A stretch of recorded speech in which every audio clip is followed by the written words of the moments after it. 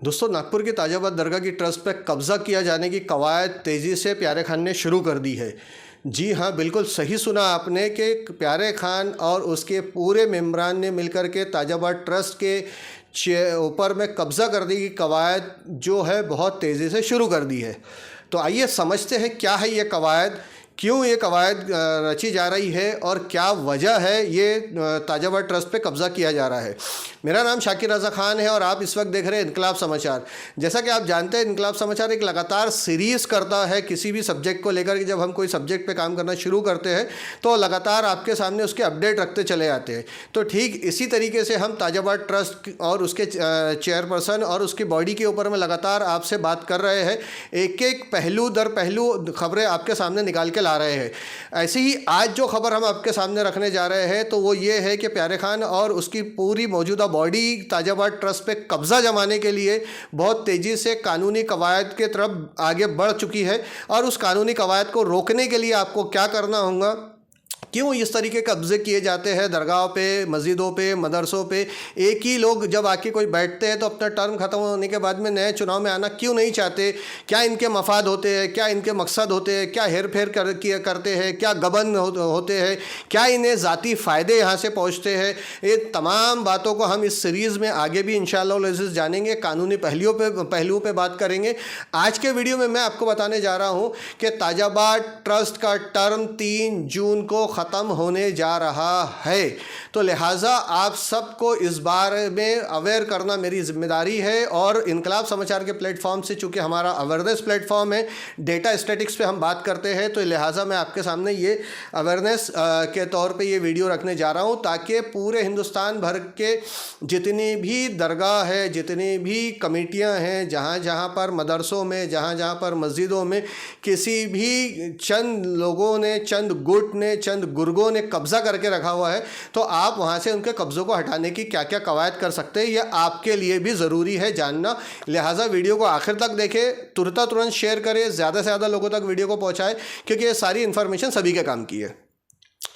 अब सवाल ये उठता है कि ताज़ाबाद दरगाह की ट्रस्ट हो या किसी भी दरगाह की ट्रस्ट या कमेटी हो, सवाल ये उठता है कि मस्जिद की कमेटी हो या किसी भी मदरसे को चलाने वाली कमेटी हो, सवाल ये उठता है कि सोशल NGOs हो और किसी भी ऑर्गेनाइजेशन को चलाने वाले वो मेंबरान हो, ये सब के सब एक बार दरगाह, मदरसा, मस्जिद कमेटी में आने के बाद छोड़ना क्यों नहीं चाहते?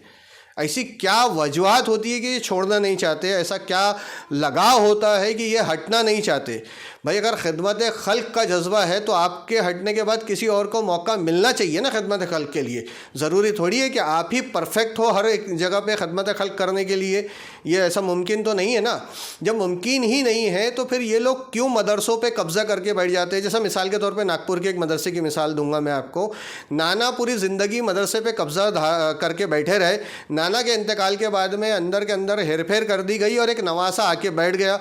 यानी नाना ने पूरी ज़िंदगी अवाम की मिल्कियत पे कब्ज़ा जमाए रखा, अवाम की मिल्कियत से फ़ायदा उठाया, रसूखात हासिल किए, जो भी मफादात पूरे करने थे वो मफादात पूरे किए।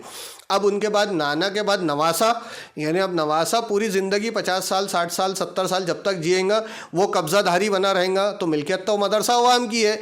फिर वो नवासा मरेगा तो उसका कोई है तो बेटा, पोता, नाती नवासा आके बैठ जाएगा। तो फिर अवाम ये इदारे खड़े क्यों कर रही है? अपने पैसे से, अपने चंदों से, अपने ज़कात के फ़ंडों से और अपने इदारों की हिफाजत अवाम क्यों नहीं कर पा रही है ऐसा कब्ज़ाधारियों से? तो चलिए जानते हैं इसी बारे में। प्यारे खान जो मौजूदा वक्त में चेयरमैन हैं ताज़ाबाद ट्रस्ट के, जैसा कि उनके ऊपर में अब लगातार इल्ज़ाम आयद होना शुरू हो चुके हैं, उनके कई सारे वीडियोस उनकी ख़ुद की ज़ुबानी जो आए हैं, जैसा कि उनका भजन में यकीन रखना, अल्लाह से ज़्यादा राम में है तो विश्वास रखना, ये मुशरिकत और शिर्क के तरफ ले जाने वाले अमल है। दूसरा ये है कि झूठी हदीस नबी पाक सल्लल्लाहु अलैहि वसल्लम पे गढ़ना। तीसरा ये है कि हदीस और फतवों को, शरीयत और फतवों को छोड़ के गडकरी साहब पे यकीन करके आगे बढ़ना, मतलब हिंदू राष्ट्र की पैरवी करना और हिंदू राष्ट्र के लिए मुसलमानों को तैयार करना। चौथा पांचवा ये है कि दरबार में योगा करवाना और योगा में मुशरिकाने अमल करवाना, जैसे सूर्य नमस्कार है, दंडवत प्रणाम है, ऐसी और भी बहुत सारी चीज़ें करवाना। फिर साथ ही साथ दरबार परिसर में नशीली पदार्थों का सेवन और उसकी बिक्री का बढ़ जाना। इसी के अलावा दरबार के कर्मचारी जो चेयरमैन प्यारे खान के करीबी माने जाते हैं, कहे जाते हैं, उनका सेक्स स्कैंडल बाहर आना, वहीं के मौजूदा नौजवान लड़कों के हाथों वो सेक्स रैकेट को पकड़ना, ये सारी चीज़ें हैं।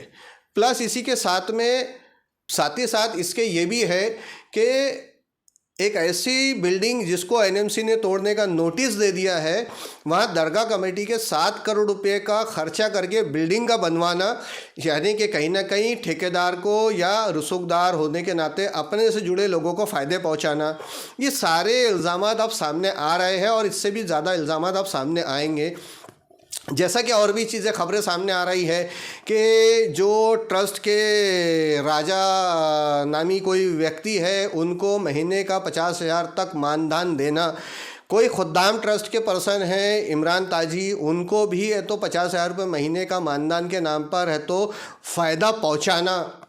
ये सारी चीज़ें जो सामने आ रही है, उसके बाद में तो इस कमेटी को अपना टर्म ख़त्म करके नए बॉडी के साथ में इलेक्शन या सिलेक्शन प्रोसेस में आना चाहिए था ना।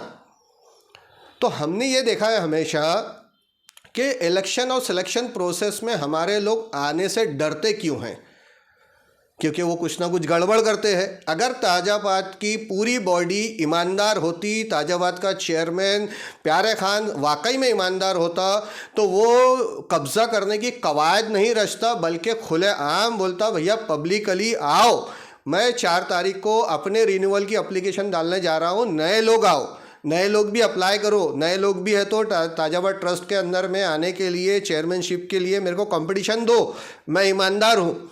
लेकिन ईमानदार नहीं होता है जो शख्स, वही ये बैकडोर की कवायद रचता है।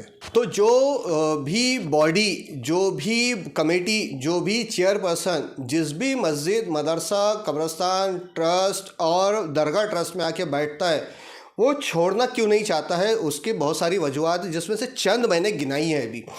अभी तो पर्दे उठेंगे, इसकी ऑडिट रिपोर्ट भी हम लोग निकाल रहे हैं, क्या 3 साल में ऑडिट रिपोर्ट में दिया गया है, वो सारी चीज़ों से हम इंशाअल्लाह अज़ीज़ इन्वेस्टिगेशन करके आपके सामने लाने की कोशिश करेंगे।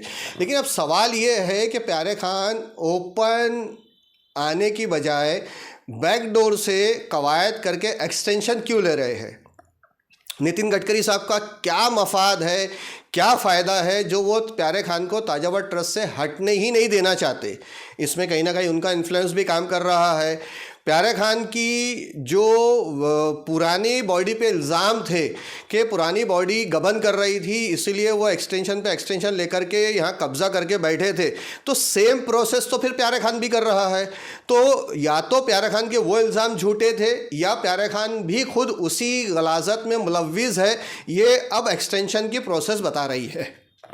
तो दोस्तों बने रहिएगा इनकलाब समाचार के साथ में। मैं आपके सामने वो सारी चीज़ें कानूनी की बारीकियों के साथ रखने जा रहा हूँ इंशाअल्लाह अज़ीज़, कि क्या चैरिटी से एक्सटेंशन मांगा गया है, चेंज रिपोर्ट क्या दी गई है, क्या चेंज रिपोर्ट की अंदर कहा गया है, प्लस चेंज रिपोर्ट को अप्रूव करने की अथॉरिटी चैरिटी कमिश्नर है भी या नहीं भी है, क्योंकि यहाँ पर रोल आता है DG4 में बैठे डिस्ट्रिक्ट जज का, और ट्रस्ट चूँकि डिस्ट्रिक्ट जज के अंडर में रिन्यू होती है, तो 3 जून का इंतज़ार क्यों नहीं किया प्यारे खान ने? क्यों अपने आप को अंदरूनी तौर पर एक्सटेंशन मांग करके उसी जगह पर नाफिज करने और कब्ज़ा करने की कोशिश कर रहा है प्यारे खान? क्या वजह है कि प्यारे खान ताज़ाबाद ट्रस्ट पे कब्ज़ा जमाए रखना चाहता है? क्यों नहीं छोड़ना चाहता है प्यारे खान, और उसकी की पूरी बॉडी क्यों नहीं छोड़ना चाहती है? इन तमाम के ज़ाती मफादात ट्रस्ट से क्या जुड़े हुए हैं, क्या ये फ़ायदे ले रहे हैं, क्या इनके रसूखात उससे असर करने वाले हैं, इन सारी बातों पे हम चर्चा करेंगे इंशाअल्लाह अगले वीडियो में। तब तक के लिए आप इंतज़ार कीजिए।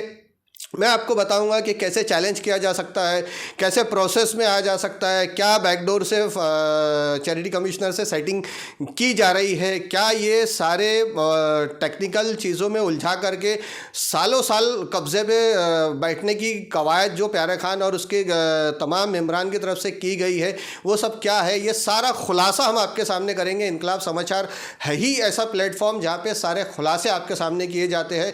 फिर नितिन गडकरी साहब का क्या ज़ाती मफाद है इस सब के पीछे, आरएसएस का क्या एजेंडा है प्यारे खान के पीछे, हिंदू राष्ट्र के लिए प्यारे खान कितना कारगर साबित हो रहा है, हिंदू राष्ट्र के एजेंडे को प्यारे खान कितना आगे बढ़ा रहा है, ये सारी बातों पे हम आपके सामने खुलासा करेंगे। सुन्नियत को कितना नुकसान प्यारे खान के द्वारा पहुंचाने की कवायद अशरफी रिजवियों के झगड़े को बढ़ा करके कुछ चंद आलिमों ने की है, उनके भी चेहरे आपके सामने बेनकाब करेंगे। उन मदरसों को भी हम आपके सामने बेनकाब करेंगे जो फर्जी फतवे दिए जा रहे हैं, वो नाम भी हम आपके सामने उजागर करेंगे इंशाअल्लाह अज़ीज़। जो बिला ज़रूरी जवाबात भी फतवों के अंदर दे रहे हैं, जिसके सवाल नहीं पूछे गए उसके भी जवाब दिए जा रहे हैं। ऐसे कौन मुफ्ती है वो जो ये फर्जी फतवे दे रहे हैं, ऐसे कौन मौलाना है वो जो बातों को ट्विस्ट करके उम्मत मोहम्मदिया सल्लल्लाहु अलैहि वसल्लम के अंदर गुमराहियत पैदा कर देना चाहते हैं, जो प्यारे खान के लिए काम कर रहे हैं और प्यारे खान के कब्ज़े को बढ़ाए रखने के लिए उसे के सलाहकार बने हुए हैं। तो हम इन सारी बातों से पर्दा उठाएंगे इंशाअल्लाह आपके सामने, और बहुत जल्द आपके सामने सारी की सारी कवायद रखेंगे, कब्ज़ा करने की कवायद भी रखेंगे, कानूनी पॉइंट भी रखेंगे, आपको क्या करना चाहिए वो भी आपको बताएंगे। लिहाजा आप तुरंत इनकलाब समाचार को सब्सक्राइब कीजिए, घंटी वाला बटन याद से दबा लीजिए ताकि जैसे ही हमारा वो वीडियो अपलोड हो तो सीधे आपको देखने मिल सके और सीधे आप हमारे वीडियो से जुड़ सके। तो दोस्तों इजाज़त दीजिए इस वीडियो में इतना ही, तब तक के लिए इंतज़ार कीजिए नए वीडियो का। इस वीडियो को पूरे देश भर में फैलाइए क्योंकि ये गलाज़त कब्ज़ों की पूरे देश भर में है, जो जिस बॉडी में जा रहा है कब्ज़े करके बैठ जा रहा है। तो आइए अवाम होने के नाते खड़े हो इनके ख़िलाफ़ में, जागरूक बने इनके ख़िलाफ़ में, कब्ज़ों से अवामी मिल्कियतों को छुड़ाए, चाहे वो मदरसे के नाना के बाद नवासे का कब्ज़ा हो, चाहे वो ट्रस्ट में एक टर्म के बाद दूसरे टर्म का कब्ज़ा हो, चाहे मस्जिद कम्युनिटी में आने के बाद ज़िंदगी भर मस्जिद की कमेटी से हटने और नहीं हटने का मसला हो, ये सब पर हम बात करेंगे। कानूनी पहलुओं के साथ भी बात करेंगे, कानूनी सलाहकार आपके सामने लेके आएंगे इंशाअल्लाह अज़ीज़। तब तक के लिए इजाज़त दीजिए। जज़ाकल्लाह खैर, अल्लाह हाफ़िज़।